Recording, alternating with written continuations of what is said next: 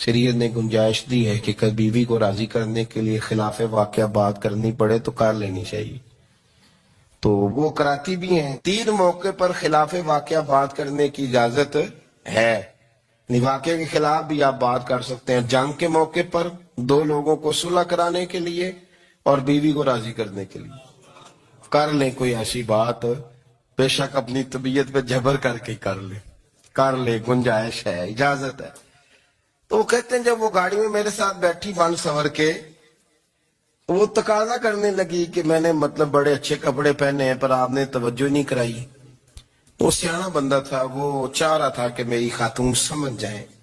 وہ کہتے ہیں مجھے پتا تھا کہ بیچاری مس گائیڈ ہو گئی ہے، دل کی بڑی اچھی ہے، سیانی ہے، لیکن اس کو نا کچھ خواتین نے، کچھ لوگوں نے مل کے اس کو ذہن غلط کر دیا ہے کہ سماج میں نکلو، باہر جاؤ، کام کرو، فلاں کرو، اپنی مرضی سے جیو۔ تو میرے ساتھ گاڑی میں بیٹھی کہیں جانے کے لیے، تو مجھ سے کہنے لگی کہ آپ نے میری طرف توجہ ہی نہیں کی، آپ نے کوئی ذکر ہی نہیں کیا کہ میں کیسی لگ رہی ہوں۔ تو وہ کہتے ہیں میں نے اسے کہا کہ اگر تو ناراض نہ ہو تو پھر میں صحیح والی تعریف کر دوں۔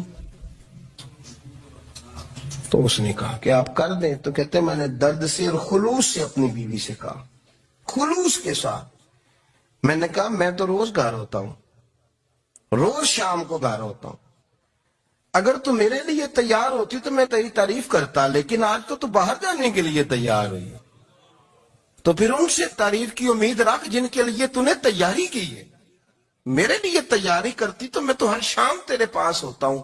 کہتے ہیں میرے لفظوں میں درد تھا تو وہ بھی رو پڑی، اور کہنے لگی آپ گاڑی روک دیں، مجھے باہر جا کے کسی کو راضی نہیں کرنا، میں نے اسے راضی کرنا ہے جس کو رب کریم نے میرا شوہر بنایا اور میرے لیے منتخب کیا ہے، میرے ماں باپ کو، میں واپس لوٹتی ہوں۔ یہ ایک پہلو ہے سلگتا ہوا، اس کو سمجھا جائے۔ رسول کریم صلی اللہ علیہ وسلم عرب کی کواری لڑکیوں سے زیادہ حیا والے تھے، کواری لڑکیوں سے زیادہ حضور حیا فرمایا کرتے تھے۔ جب خانہ کعبہ کی مکہ شریف میں تعمیر ہو رہی تھی نا، اہل عرب اس کو تعمیر کر رہے تھے، تو نبی پاک صلی اللہ علیہ وسلم اپنے چچا حضرت عباس کے ساتھ خانہ کعبہ کی تعریف میں مصروف تھے۔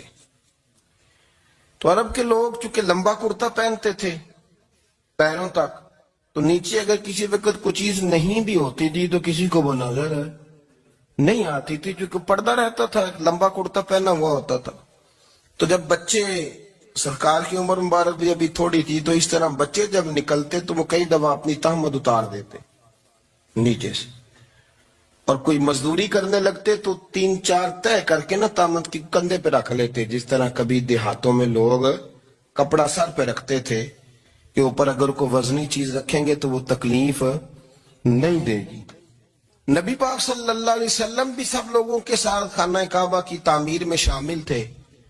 تو حضرت عباس رضی اللہ تعالیٰ عنہ نے کہا حضور سے، ابھی اللہ نے نبوت بھی نہیں فرمایا تھا، بھتیجے آپ بھی تہمت اتاریے، یہ صحیح مسلم میں حدیث موجود، اور اس کو کندھے پہ رکھ لیجیے، آپ اینٹیں اٹھا اٹھا کے لا رہے ہیں تو ذرا آپ کو تکلیف نہیں ہوگی۔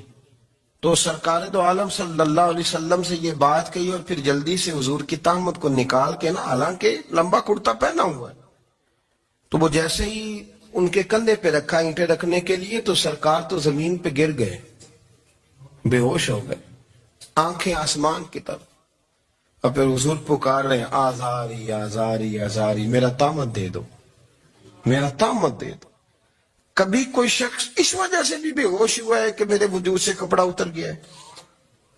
حالانکہ سرکار پر وہ بے ہوشی بھی نبی پاک کا وہ جو غلبہ ہے نا شرم و حیا کا، اس کی وجہ سے ہوئی، ورنہ تو حضور فرماتے ہیں کہ میری آنکھیں سو جاتی ہیں، دل تو میرا اس عالم میں بھی جاگتا رہتا ہے۔ تو سرکار زمین پہ تشریف لے آئے، آنکھیں میرا تہمت دے دو، میرا تہمت دے دو، تو جلدی سے انہوں نے تہمت دیا، تو حضور نے باندھ لیا۔ پھر طبیعت مبارک میں تسلی ہوئی، یعنی ہم اس رسول کے غلام ہیں کہ جن کے تو وجود سے کپڑا اتر جائے تو حضور برداشت نہیں کرتے، قبول نہیں فرماتے، تکلیف شروع ہو جاتی۔ لیکن یہاں نوجوان ہیں اور بڑا قد کاٹ ہے اور بڑے بڑے سمجھدار لوگ ہیں، گرمی آتی ہیں تو شارٹ کپڑے پہن کے گھومتے ہیں، ان کو خیال نہیں کہ یہ وہ والا لباس ہے جو باہر تو کیا گھر میں اماں کے سامنے نہیں پہننا چاہیے، بہنوں اور بیٹیوں کے سامنے نہیں پہننا چاہیے۔ آپ کی گفتگو میں شرم و حیا ہو، آپ کے لب و لہجے کے اندر حسن ہو۔ آپ کو پتہ ہے نبی پاک صلی اللہ علیہ وسلم نے فرمایا میری امت میں سب سے زیادہ حیا کرنے والے عثمان غنی ہیں۔ عثمان غنی سب سے زیادہ حیا کرنے والے۔ آپ فرمایا کرتے تھے جب سے حضور کا چہرہ دیکھا ہے میں نے کبھی اپنی شرمگاہ بھی نہیں دیکھی، میں نے آنکھوں کا وضو نہیں توڑا، اور جب سے حضور کے دست مبارک میں نے بیعت کے لیے سیدھا ہاتھ بڑھایا تو پھر سیدھا ہاتھ میں نے کبھی گندگی کو نہیں لگایا۔ حیا۔ آپ باتھ روم کے اندر بھی غسل فرماتے تھے تو کپڑوں سمیت کرتے تھے۔ کسی نے کہا حضرت جی واش روم کے اندر کیوں نہیں کپڑے اتارتے؟ آپ فرمانے لگے باہر بندوں سے حیا کرتا ہوں، اندر جاتا ہوں تو رب سے حیا نہیں شروع ہو جاتا، وہ تو دیکھ رہا ہے نا۔ تو میں جو بات آپ کی خدمت میں عرض کرنا چاہتا ہوں اس کو آپ سمجھیے گا میرے عزیز، کہ شرم والا مزاج، گفتگو بھی شرم والی، آنکھیں بھی شرم والی، لباس بھی شرم والا، دوستی یاری بھی شرم والی، بہت ساری ایسی باتیں۔ دیکھیں نا آپ ذرا، میں نے کہا کہ باتوں کو سن کے گزر نہ جایا کریں، اس کی گہرائی پر غور کریں۔ حضور علم کا سمندر ہے، سرکار سے زیادہ علم دنیا میں کسی کے پاس موجود نہیں ہے، اور صحابہ کو موقع ملا ہوا ہے اس سمندر سے فیض لینے کا، لیکن ان کی حالت یہ ہے کہ حضرت علی المرتضیٰ فرماتے ہیں 14 دن گزر جاتے، حضور سے کوئی سوال پوچھنا ہوتا تھا پر میں شرم کے بارے نہیں پوچھ پاتا تھا۔ 14 دن۔ سب سے پہلے تو ارشاد فرمایا کہ یہ وہ محبوب ہیں جو نبی امی ہے۔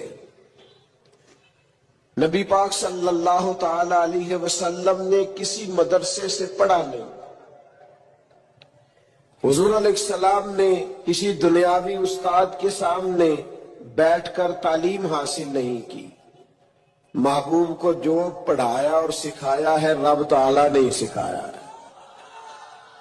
حضور نے دنیا میں کسی سے نہیں پڑھا، حضور کا کوئی استاذ نہیں، لیکن علم و حکمت کے